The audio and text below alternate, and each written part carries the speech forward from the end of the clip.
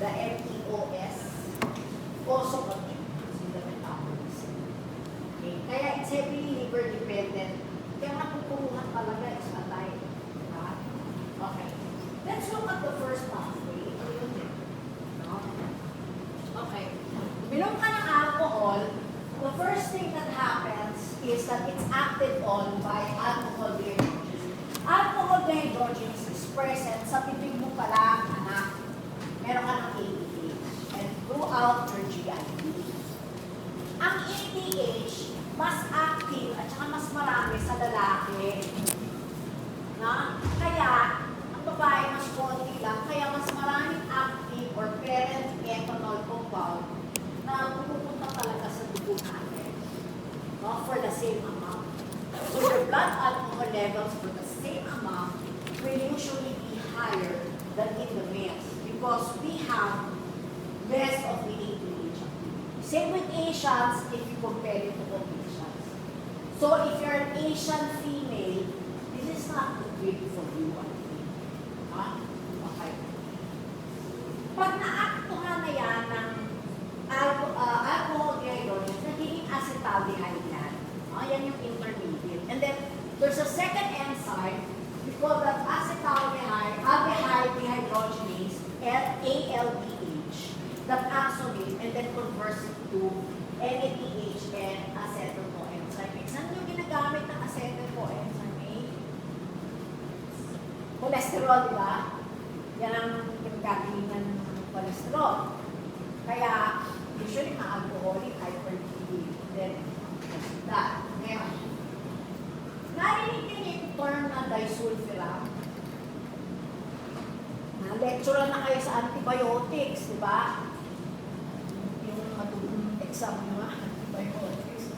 Di ba? So, siguro nakabanggit ng mga cephalosporins na may disulfiram-like activity, no, yung anti-amoeba mo, na metronidazole or antibiasis, disulfiram activity. So, ang sasabihin mo, pagka uminom ka ng metronidazole, huwag ka munang iinom ng alcohol base hanggang umiinom ka niya. No? Kasi baka disulfiram effect. So, ano yun? Baka biglang mag-flash ka, no? Tumaas BP mo, sumakit ulo, mahilo, mag-vomit, no? And then, abdominal cramps. Napakapagit ng feeling. Okay. Ano ba yung disulfiram yun? Disulfiram is an anti-craving agent na ginagamit din hanggang ngayon, although hindi siya masyadong popular. No, anti-craving agent niya for alcohol addiction. No? So, ano ang rationale? So, halimbawa yung pasyente, bibigyan siya ng drink. Halimbawa, beer, ininom niya. Hahaluan niyo ng disulfiram. Okay? So, pag ikaw ay uminom ng may kahalong disulfiram, ang disulfiram inhibits aldehyde dehydrogenase. So what happens to your acetaldehyde? Tataas. Diba? Tataas. At yan yung reason bakit sasakit ang ulo mo, tataas ang BP, mahihilo ka ng susuka, sasaktan siya. Yan yun. Kasi pinataas ng disulfiram by enzyme inhibition, yung intermediate yun. Kaya hindi siya naging popular as an anti-craving agent. Nagreklamo yung mga pasyente. Dok, ano ba yung inalo mo? No? Kasi, bakit may extinguish yung urge? Ang premise niya, dahil masama yung pakiramdam mo, na-abolish ngayon yung association mo ng alcohol with the pleasant sensation. Pinalitan ng something very unpleasant. And if you keep on repeating that for several doses, eventually, yun na yung maaalala ng pasyente. So, mag-develop siya ng aversion to drinking alcohol. Pero nga, ang target ng feeling, no? So, hindi siya naging popular. It's still around, but it's not a very popular agent. Those are other alternatives that will not give you such an unpleasant feeling, no? Okay. So, ito yan. Nilist ko na sa table yung mga acute effects, no? Basahin nyo na lang. But just to emphasize on certain things, no? We know the acute effect on the CNS. Now, if you have a patient with heart failure, bawal na bawal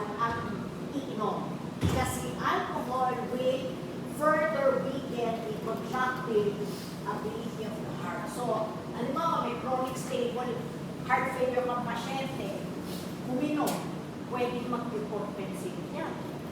Babalik sa'yo with congestion na. No? Kasi it depresses cardiac. It also depresses uterine contractions, but we don't prescribe that for preterm labor, ha? Ano yung drink to? Vodka na. Kasi gusto tumigil yung contraction ng mga breast. Hindi pwede. Bakit? Ang alcohol ay teratogenic at any dose. No? Okay. So ano yan? May misconception na ang alcohol ay pampainit. Diba? Kasi if you drink yung hard drinks, mainit dito. Diba? If you take vodka, scotch, whatever. Mainit dito. So ang conception ng tao ay maganda siyang inumin pag malamig. Pero actually, central vasodilator yan. Kaya ang tendency mo is mag-hypothermia. So, hindi maganda pag malamig. Nasa malamig ka kasi hypothermic. Okay? Yung acute effect. Okay. Now, if you look at this slide, no, it decreases glutathione, it causes cytokine activation, it pro-inflammatory ang alcohol, di ba? Kaya carcinogenic siya. So, pro-inflammatory agent. In chronic consumption, you die from liver disease and some form of cancer, which is not limited to the liver. No? Pwede kang magkaroon ng kahit anong cancer. It just so happens na liver cancer pinakabukon. But you can develop any form of cancer because generally it's a pro-inflammatory agent. Okay? And then you have accidents. Very common because one of the first things to go with appreciable levels of alcohol is the perception of depth and distance. Akala mo malayo pa yung puno, ayan na pala. Bababa ka ng hagdan, akala mo malayo pa yung next step, ayan na pala. So, mahulog ka sa hagdan. No? And then, it has a depressant component eh. So, people can commit suicide. No? So, it will really got effects.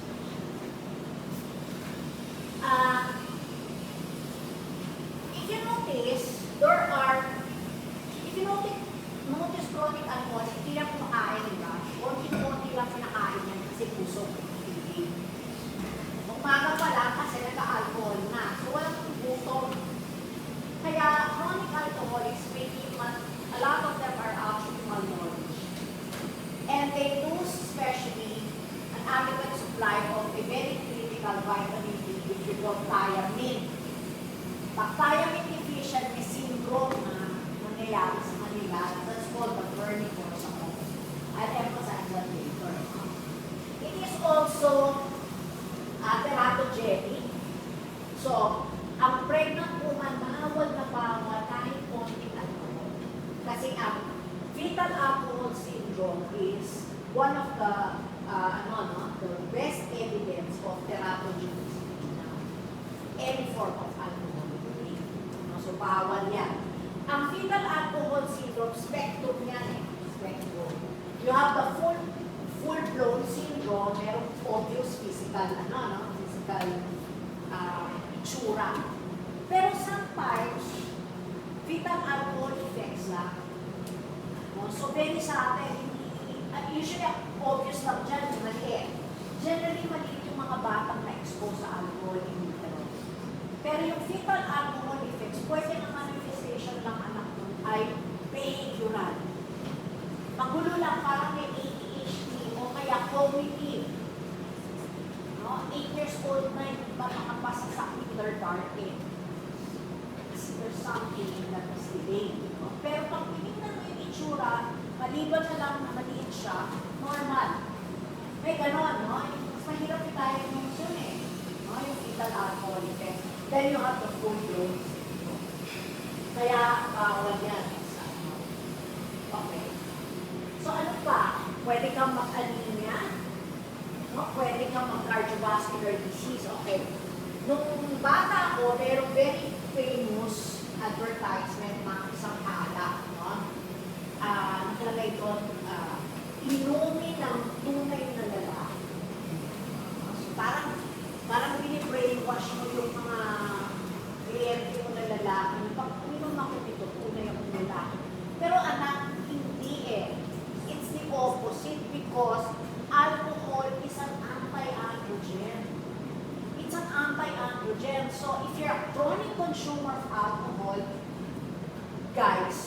you might have problems with fertility later on. Because it affects your sperm production and the quality of the sperms that you produce. What else?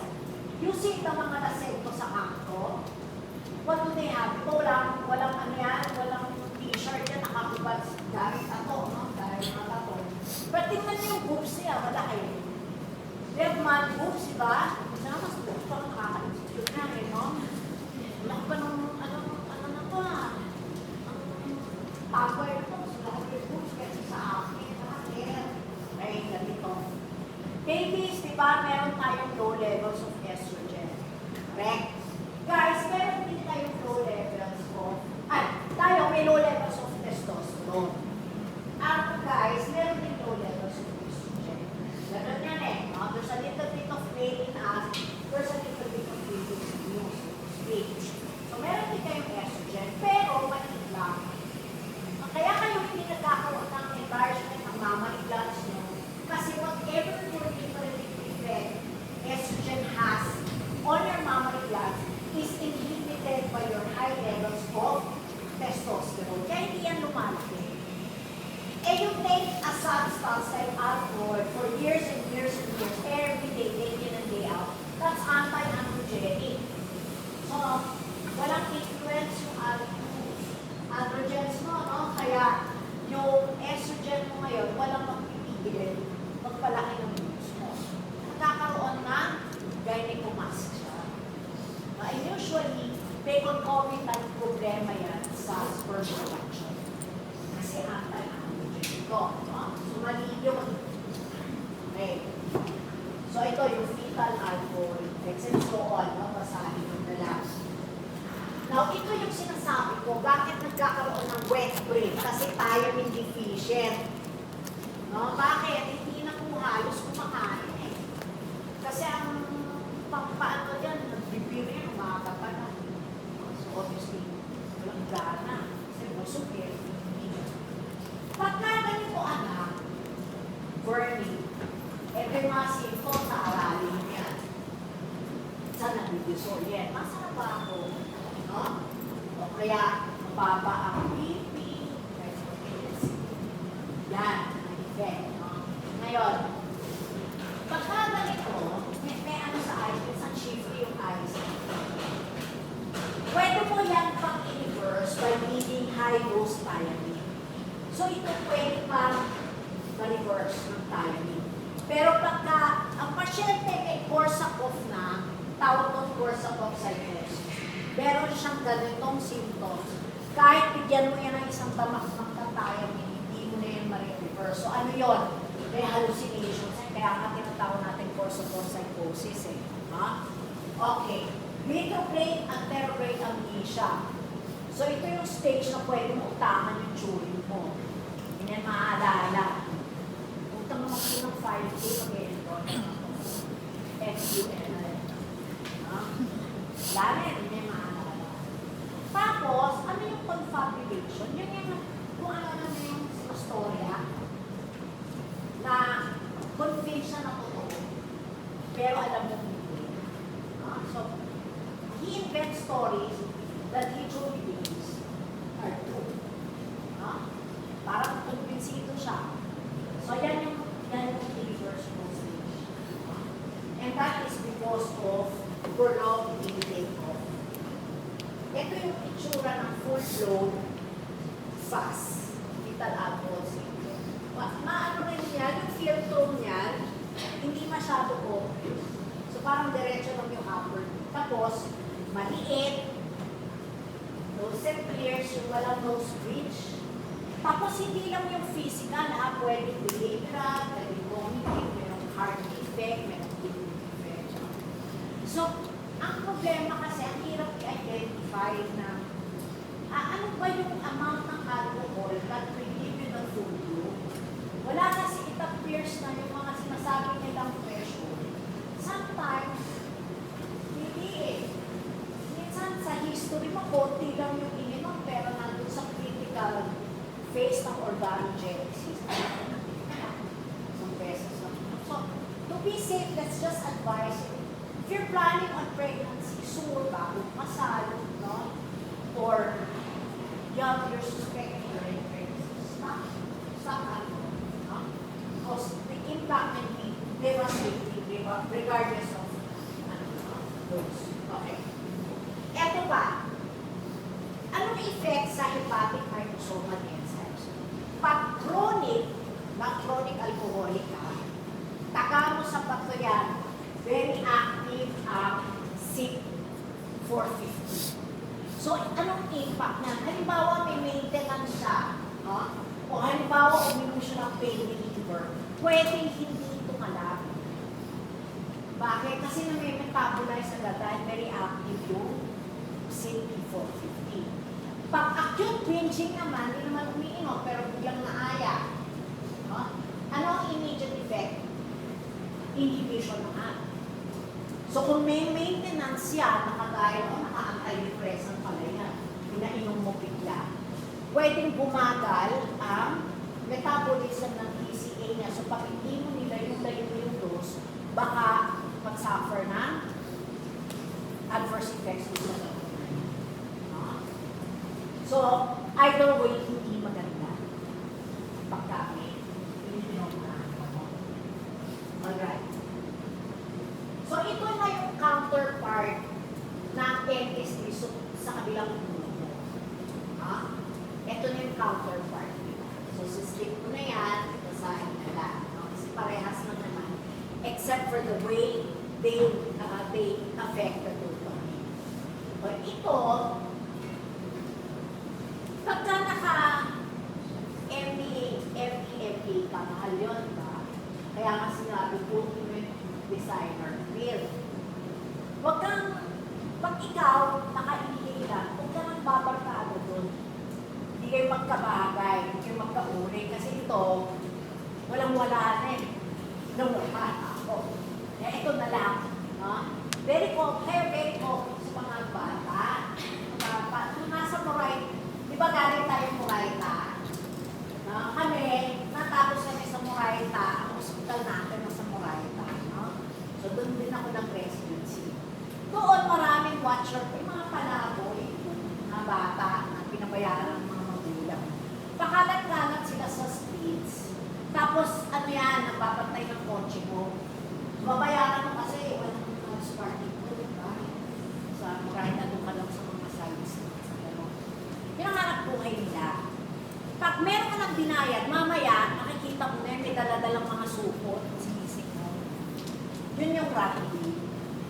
Ano ba yung rapid pagkakaalam mo? Di ba pag mumanga na yung rubber shoes, yun yung kinakabit mo. No? Adhesive yun eh. Pero pwede mo yung iinin. No? And it can raise dopamine also. Although the mechanism of action is hindi natin alam bakit. Kasi sa isang produkto, may household product yan, kagaya yung coffee, napakaraming chemicals niyan.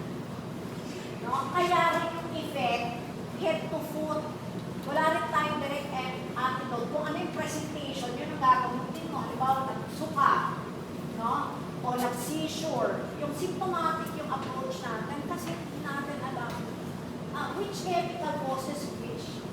Kasi ang dami na eh, pwedeng hundreds of chemicals that the young person imbibes just from one product alone. No? And they usually inhale, kaya nga inhalant eh. Bakit Bakit matindi? Kasi, di ba dito, sa nasal septum, may capillaries na di ba? Manipis dito. So, pag inhale mo yung substance, diretso yan dito sa capillaries. So, diretso yan sa bloodstream. Okay? Ang manifestation septum food, no? Depende. Kaya symptomatic yan. Pwedeng CNS, kidneys, atay, at saan-saan ang madadala ng dugo, yung gamot, pwede magkaroon ng adverse. So, ayan yan sila. Ito, bago lang ito, hindi ko alam yung happy. Yung pala, ito yung happy, yung tuwalya o basahan, ititip mo dun sa dinudurog mong solvent. Ito yung nilalagay mo sa mukha. Ito yung iniinom mo. No? Kaya minsan, nasisira din dito. Para kang nagpapay, pinusbid ka rin. No? Okay. So, symptomatic ang treatment sa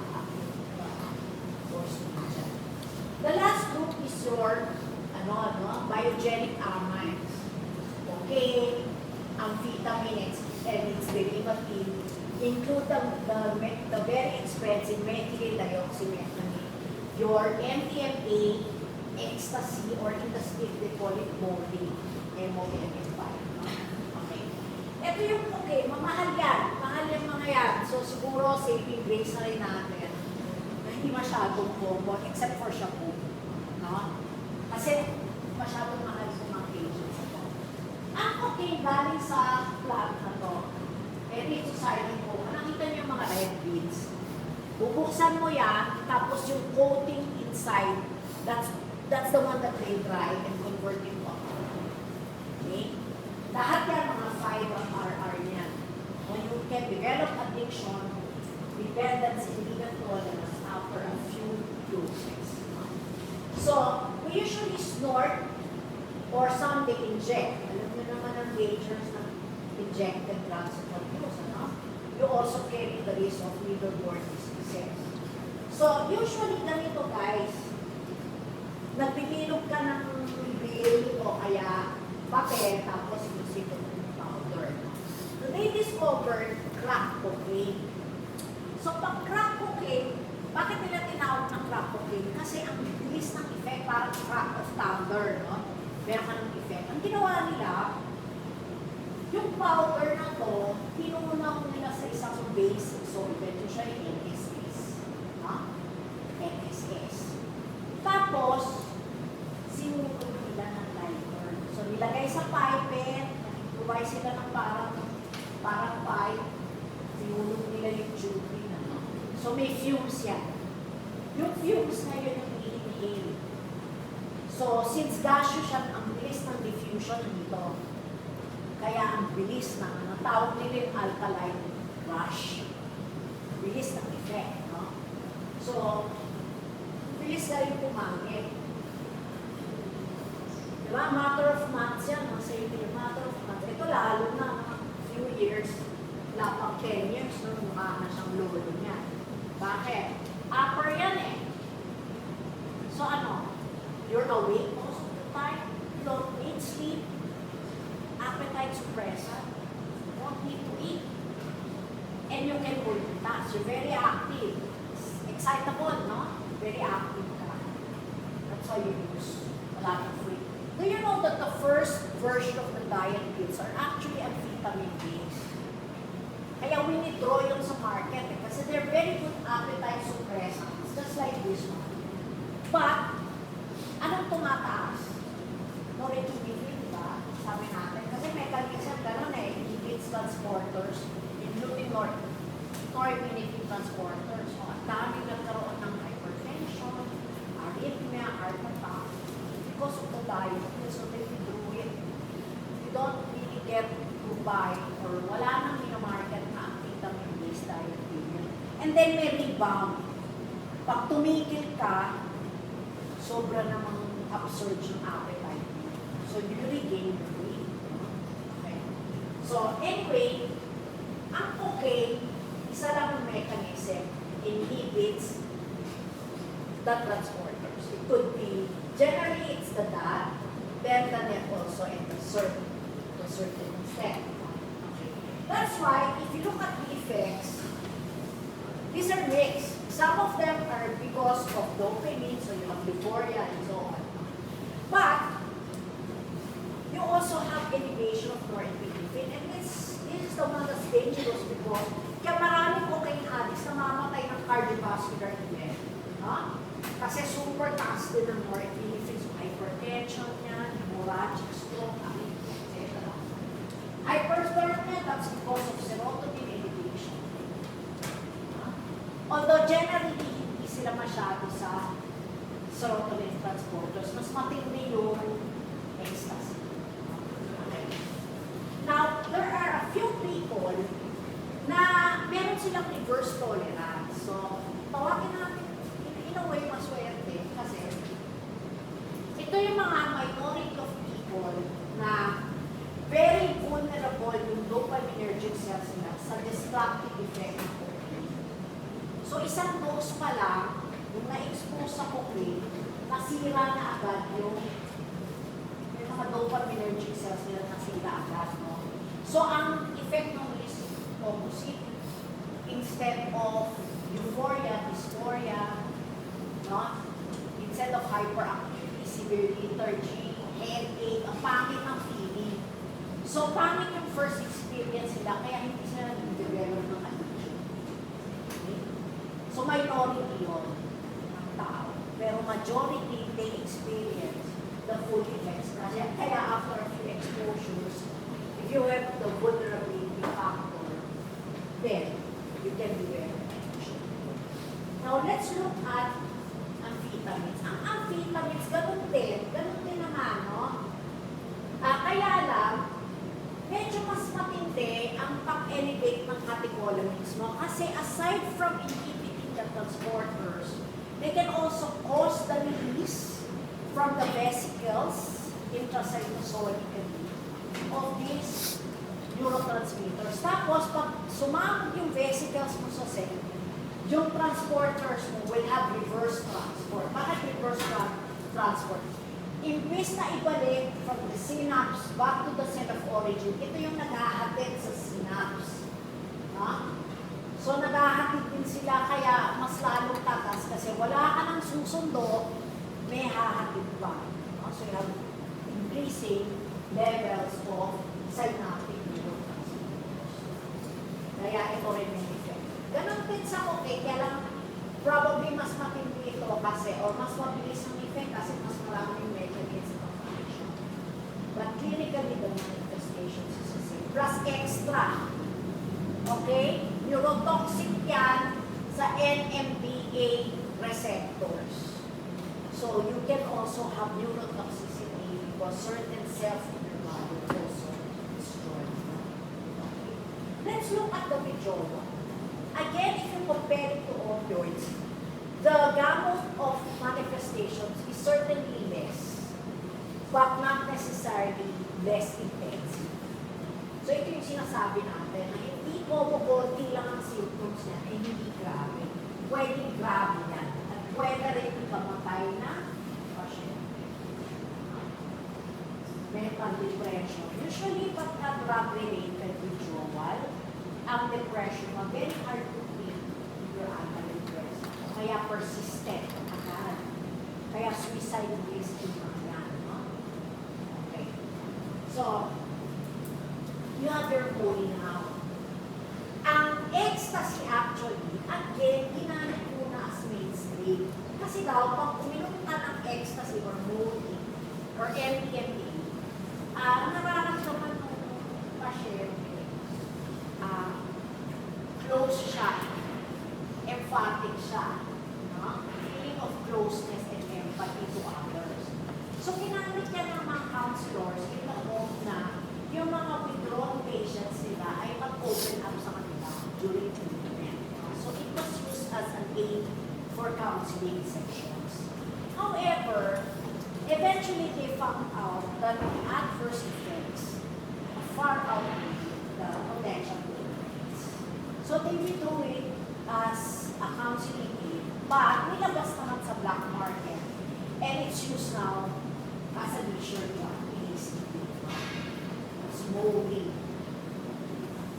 So, inhibitor yan ng lahat, di ba? Sabi ko na yung mechanism.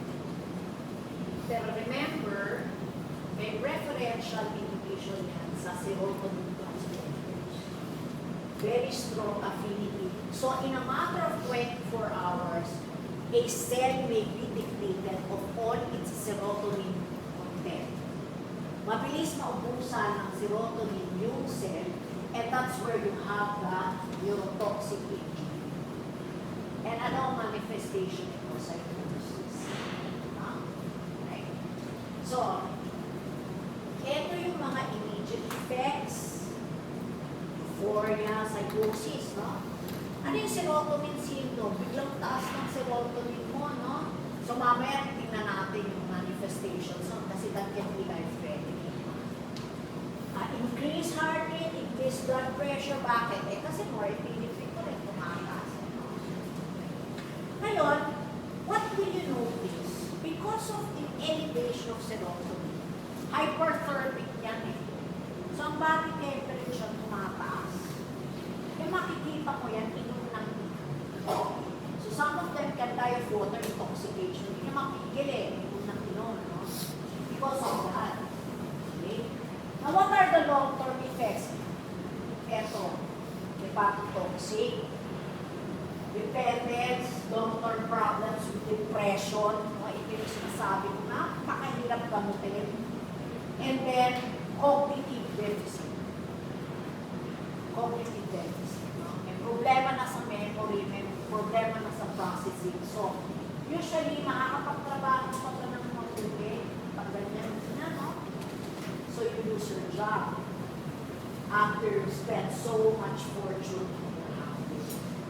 Okay. Pag mild ng serotonin syndrome, dalhin nyo na rin sa hospital. No? Observe yan, because anytime pwedeng mag-test ka. Doon sa mild, gano'n lang yan ang benzo. You observe for 6 hours, pag okay yan, uwi ka na. Uwi ka na muna. No? Tapos, i-refer mo for counseling. Pero, eto, hospital admission yan, moderate, life support. And these are the interventions. And you can go from here to here benefits within 24 hours. Kaya nga i-observe mo kahit mild lang. Kasi baka biglang magiging. That is your serotonin. Lalo na guys, pagka halimbawa, antidepressant, diba? Mga antidepressant, ang pagtaas ng serotonin. Tapos nabigyan ng ecstasy sa party. Huwag ka nga magmukmuk dyan, hindi ka ma-depress sa party. At ECA, naka-SSR lang eh. Nabigyan ng gold. Pwede magaling pa, no? Kasi ang MDMA, mabilis makapagtaas ito. Ito yung una kasi, ang una kasi transporter ng inhibit niya laging serotonin. Kaya ba sabi ko nga, in 24 hours, pwedeng ma-deplete yung serotonin. Pag maraming cells ng gano'n, neurotoxicity na yun, ang isang clinical effect is either depression or psychosis. Na na hindi masyadong nagre-respond sa gano'n. So, ibig pagbigyan ng anti-psychotic, mahirap i-control. Antidepressant, mahirap i-control. No? So, yung MA withdrawal, eto na. No? Acute effects. But they can be very easy. Either you become aggressive or you become depressed, and these are very difficult to treat. You understand? Okay. So, malapit na tayo matapos. Let's go to pharmacology. So, dito sa slide na to, pinapakita lang natin, ano ba yung mga agents na pwede natin ibigay to mitigate withdrawal. So, tandaan nyo, pagka nag-withdraw o nag-intoxicate sa benzodiazepine, isa lang ang flumacy. Okay? Pag ang withdrawal mo naman ay opioids, some of the symptoms, bukod sa yung sinabi ko, no? Some of the symptoms, especially yung cardiovascular effects, you can control it. And so, ito, may question mark dyan. Kasi sabi ko nga, they tried it. Pwede yan sa withdrawal or dependent. No? Pero yung addictive value is questionable. Because some of these agents have also been tried to abolish craving. So yung ginamit nila for withdrawal symptoms or intoxicating, tried it also for craving. Pero hindi successful. No? Okay. Ito pinili ko kasi ito yung chances na encounter nyo sa medicine, no? Pag nag-encounter. So dadalhin sa inyo lasing-lasing intoxicated. Ang priority nyo lagi mga anak is airways. So ipoposition nyo yung head niyan para pag nasuka, hindi mag-aspirate.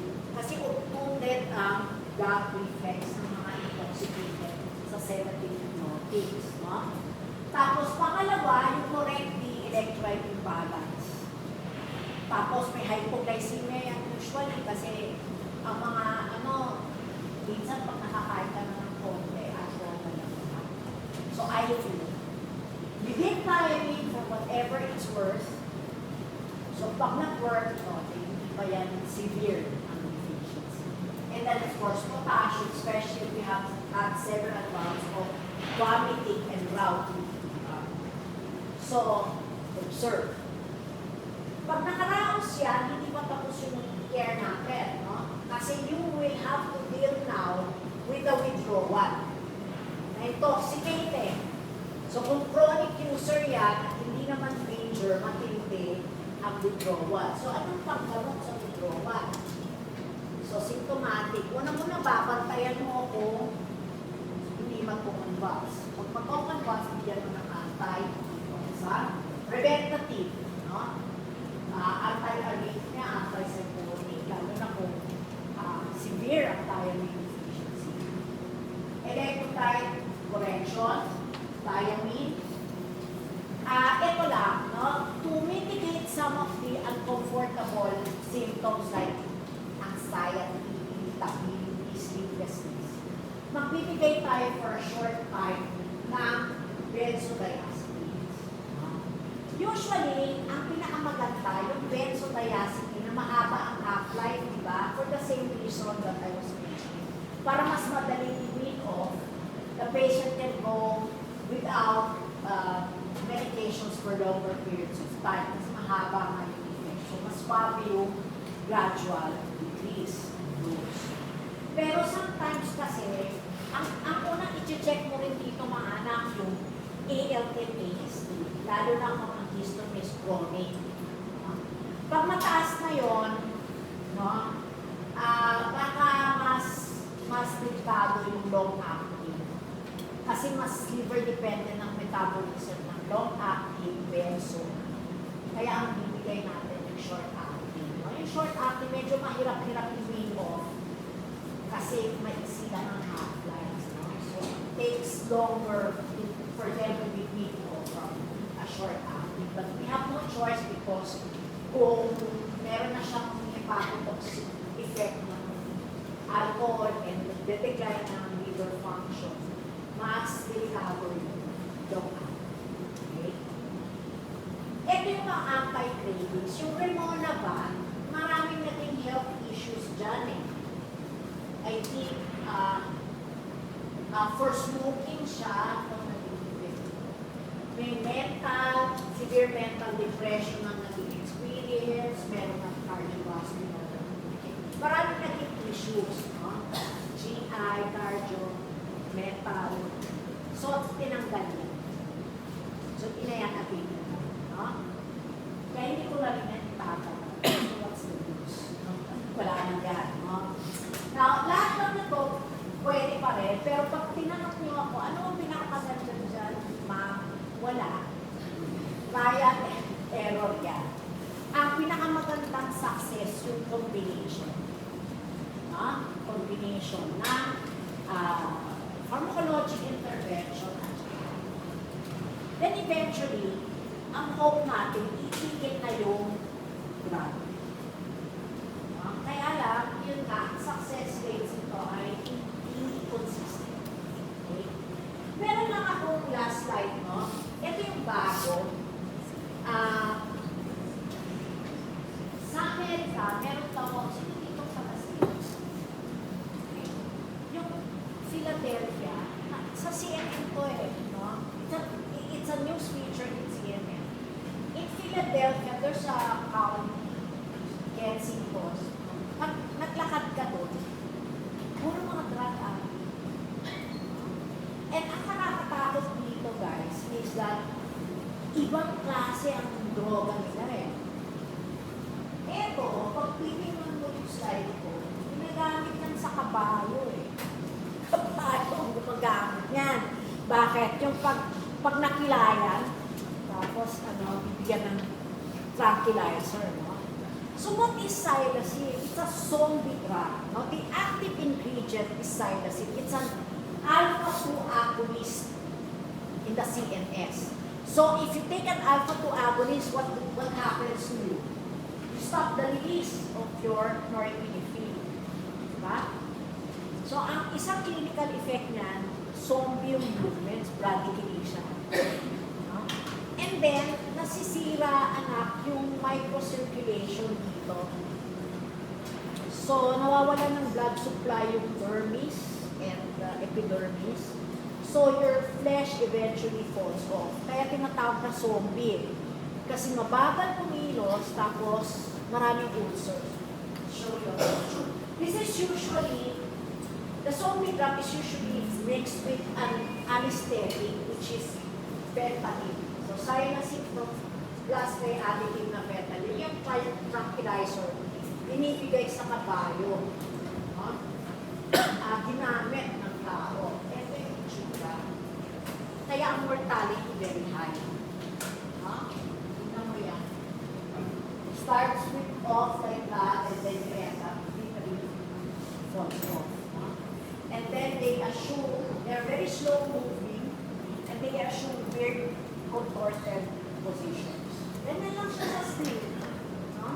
Dun sa place. And this is the kind of drugs that you will probably be encountered. A lot of experimental drugs that are intended for mainstream medicine but na-withdraw for toxic reasons, unfortunately, pumapasok sa illicit market, and then this is used for issue, human consumption. Okay, so this is just one. Marami na. So, kung ako, makaka-discover mo dito sa inyo, you go into the field of toxicology and be very happy. So, if you're into research, you might consider this as your future career. You might want to go into toxicology. You will help a lot of people. No? This is just one aspect, the abuse. We talk about ecology.